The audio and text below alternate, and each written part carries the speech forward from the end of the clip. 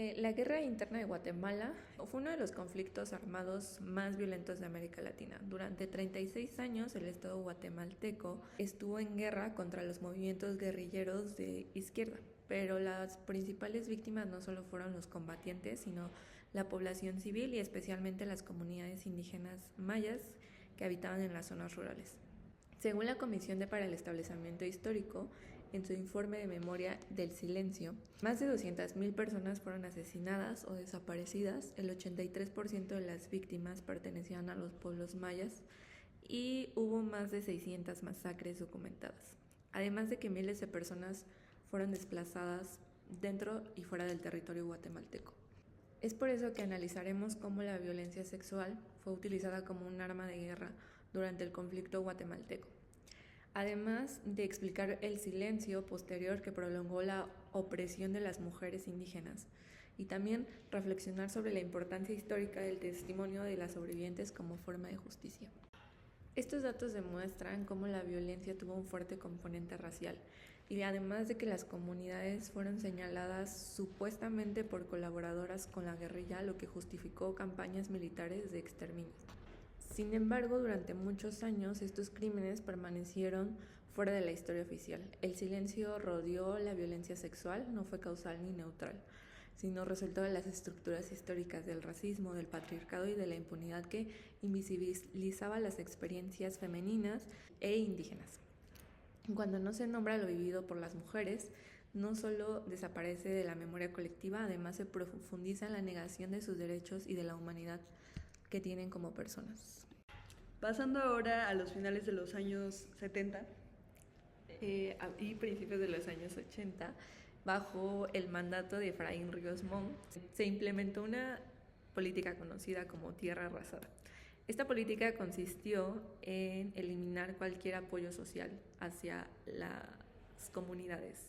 Y entre estas prácticas estuvieron la quema de viviendas y cosechas, asesinatos masivos y desapariciones forzadas, el desplazamiento de las comunidades rurales y hasta hubo tortura.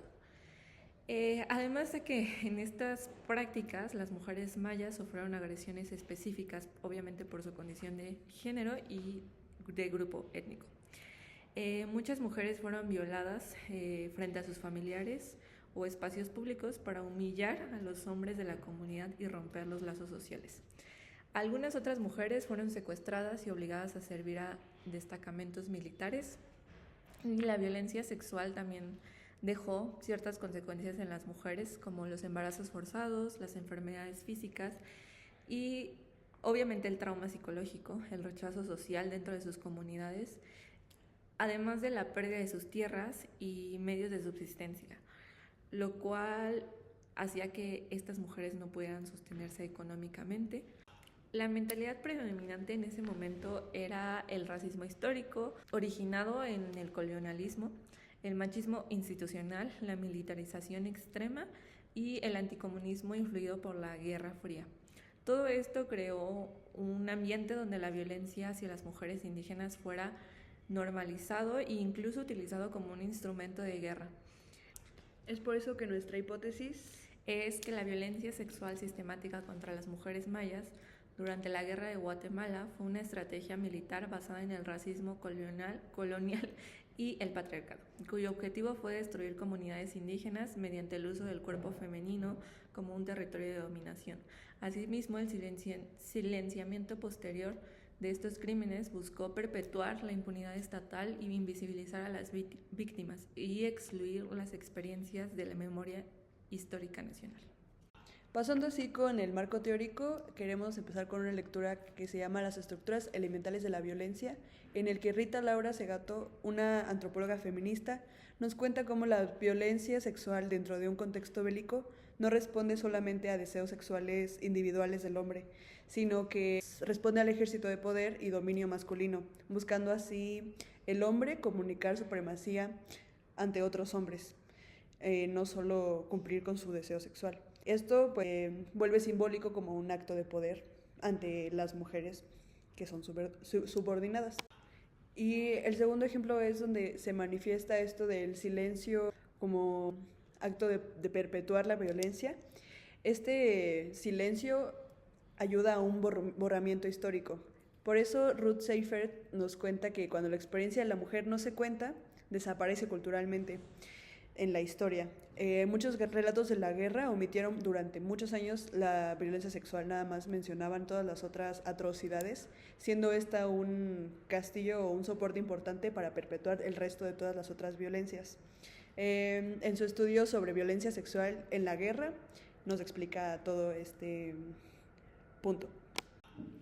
Bueno, ahora sobre la colonialidad del poder. En Colonialidad y Género, Aníbal Quijano y María Lugones nos cuenta cómo estas jerarquías raciales son heredadas, ya que durante la colonia pues se entendía en muchas partes de Latinoamérica como indígena igual a inferior.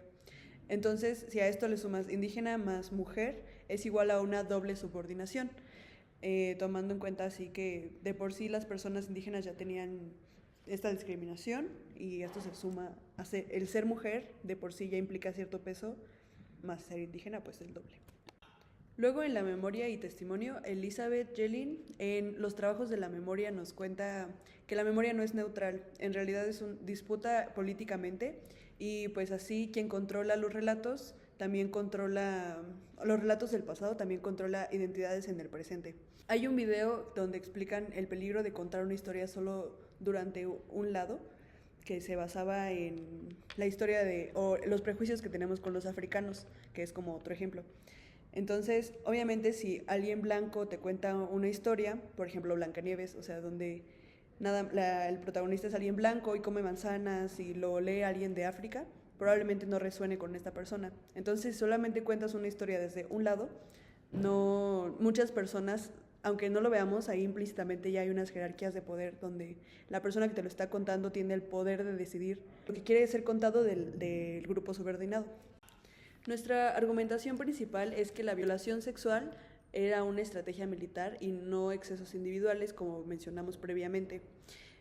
Todo esto se deduce a base de las violaciones colectivas, los embarazos forzados, la esclavitud doméstica y sexual, la mutilación y los asesinatos posteriores a las violaciones.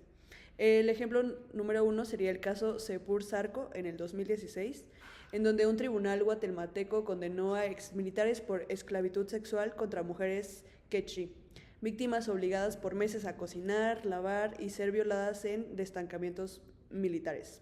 Luego está el cuerpo indígena femenino usado para destruir una identidad comunitaria.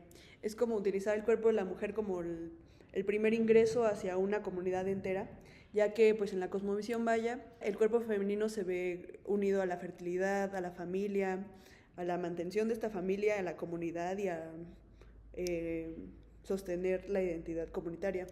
Entonces, destruir el futuro colectivo se ve más fácil cuando entras mediante el cuerpo de la mujer como un territorio. Este ejemplo, pues, las sobrevivientes relatan que después sienten rechazo comunitario por vergüenza, imposibilidad de casarse, embarazos por violación y trauma y miedo transmitido, que esto pues prolonga la violencia porque se va transmitiendo durante generaciones. Como tercer ejemplo, las mujeres encontraron en este silencio que pues se reproduce la violencia. Marcela Lagarde nos explica que el patriarcado convierte la violencia en algo privado e invisible, cuando en realidad es algo estructural. Entonces, cuando lo dejas de ver como una estructura y piensas que es algo individual, que no puedes contarle a nadie porque nadie está pasando por lo mismo que tú o algo así, pues no ves esta estructura y es más difícil combatirla desde un punto muy individual.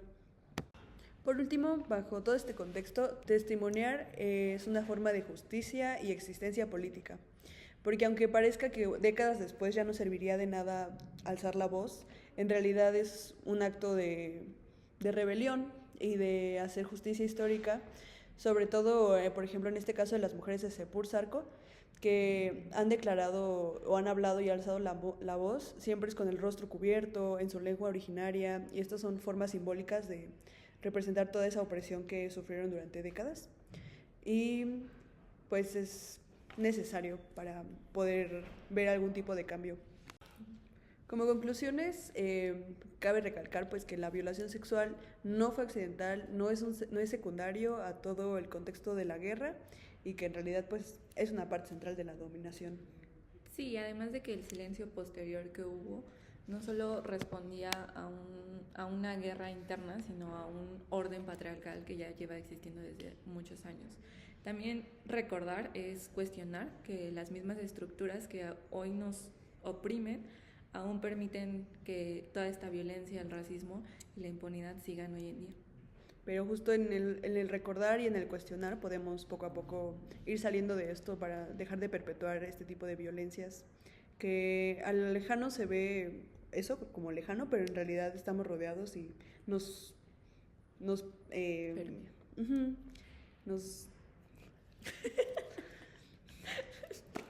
Y visibilizar estos actos de violencia sexual también es validar y reconocer a las mujeres y humanizarlas, porque también no solo fueron víctimas o cifras más, sino también fueron personas que tuvieron consecuencias y su vida nunca volvió a ser la misma después de esta guerra que duró muchos años. Y la cosificación de las mismas durante estas décadas hace que justo podamos desensibilizarnos o deshumanizarnos un poco, porque ya el sistema las está reconociendo las estuvo reconociendo como objetos para cumplir placer, deseo, cuando en realidad son seres individuales y seres humanos somos pues sí, complejos y que no reconozcan esa complejidad.